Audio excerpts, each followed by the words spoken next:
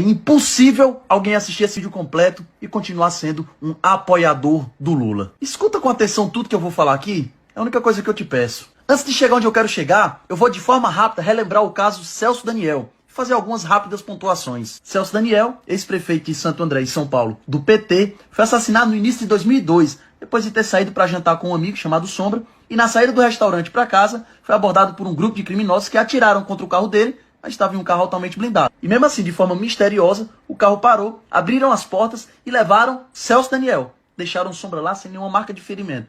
Aí levaram o Celso Daniel. E 2 dias depois, Celso Daniel aparece morto, com várias marcas de tortura. E agora que o negócio fica bizarro. O criminoso apontado como líder da quadrilha que sequestrou Celso Daniel foi o Dionísio Aquino Severo, resgatado por um helicóptero em um presídio de Guarulhos 2 dias antes do sequestro. Coisa de cinema. Ele participou do sequestro e 3 meses depois foi preso. Dentro do presídio, ele disse à polícia que tinha revelações a fazer, mas não conseguiu. Dentro do presídio, foi assassinado com 60 facadas por um grupo de criminosos. Quando o Aquino Severo fugiu da cadeia, ele precisou de ajuda para se esconder. O Sérgio Orelha o ajudou nisso. Em novembro do mesmo ano, Sérgio Orelha foi assassinado. De dentro da cadeia, o Aquino Severo mantinha contato frequente com um policial civil chamado Otávio Messier. Inclusive, chegou a conversar com ele às vésperas do sequestro de Celso Daniel. Um ano depois, Otávio Messier foi encontrado morto, assassinado, dentro do seu próprio apartamento. Antônio Palácio de Oliveira foi o garçom que serviu o último jantar a Celso Daniel e seu amigo Sombra.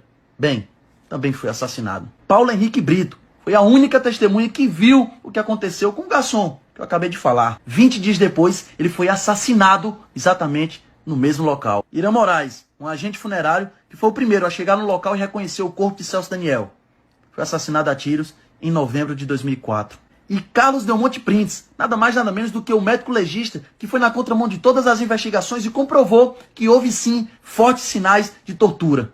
Bom, em 2005 foi encontrado morto e a polícia disse que ele cometeu suicídio. Obviamente que esse assunto repercutiu muito e os irmãos de Celso Daniel não se contentaram com a investigação, que em 2002 concluiu que o que aconteceu com Celso Daniel foi simplesmente um crime de sequestro comum. Eles inclusive chegaram aí no Jô Soares, em rede nacional, afirmar que achavam que tinha dedo do PT no meio do assassinato do seu irmão. Com tanta pressão, o caso foi reaberto, mas rapidamente foi arquivado pela uma delegada chamada Elizabeth Sato. Ela alegou falta de provas conclusivas. E agora, sem nenhuma pretensão, aqui vai uma mera coincidência. Elizabeth Sato é tia de Marcelo Sato, que na época já era casado com a filha do Lula. Sabe o Aquino Severo, aquele que fugiu, participou do sequestro, foi preso e depois assassinado dentro do presídio? Bom, a Polícia Civil gravou algumas conversas e apontou o PCC como autor do assassinato do Aquino Severo, o elo do caso Daniel. E aí passam-se quase 2 décadas e fica pairando no ar aquela dúvida. Aliás, foi o PT ou foi o PCC? Até que as peças começam a se encaixar. E em agosto de 2019, um preso do PCC é grampeado dizendo: o PT tinha diálogo com nós cabuloso. É isso mesmo, diálogo do PT com o PCC. E em junho desse ano, o João Muniz, que já fez algumas declarações de bens do Lula e que atualmente é o contador do Lulinha, filho do Lula, e que ainda divide sala com ele, é suspeito de lavar 16 milhões em loteria com o PCC. Além disso, recentemente foi encontrado na sala do Senival Moura, um vereador do PT, alguns cheques comprovando a ligação dele com o PCC. Mas até então eram apenas supostas ligações entre o PT e o PCC. Até que agora, o cara que já foi o braço direito do Lula, Marcos Valério, confirma à Polícia Federal relações entre o governo Lula, PT e o PCC. E ele vai além. O tesoureiro do mensalão do governo Lula revela que Celso Daniel fez dossiê sobre petistas e foi assassinado. Sabe aquela dúvida lá atrás? Foi PT ou foi o PCC? Bom, agora está comprovado que PT e PCC andam lado a lado. E diante de tantos fatos, ligando o PT ao PCC, eu não poderia deixar de fazer esse parêntese. Foi capa da Cruzoé em 2018, a sombra do PCC. A principal linha de investigação da Polícia Federal sobre o atentado contra Jair Bolsonaro aponta para a maior facção criminosa do país, o PCC, o aliado do PT. Na época, de fato, a Polícia Federal encontrou laços do PCC com o esfaqueador de Bolsonaro. Não sei por qual motivo, a investigação não foi para frente. E a pedido da defesa do Bolsonaro, foi reaberto o caso esse ano. E a Polícia Federal escolheu um delegado que já investigou o PCC para apurar a facada no presidente. Continua na mesma. Mas fechando o parêntese aqui e voltando ao assunto principal. Lula, PT, PCC. Você não acha estranho que sempre o Lula está defendendo um criminoso, o bandido? Em maio de 2021, o Lula criticou a operação no Jacarezinho, onde os policiais mataram mais de 20 criminosos.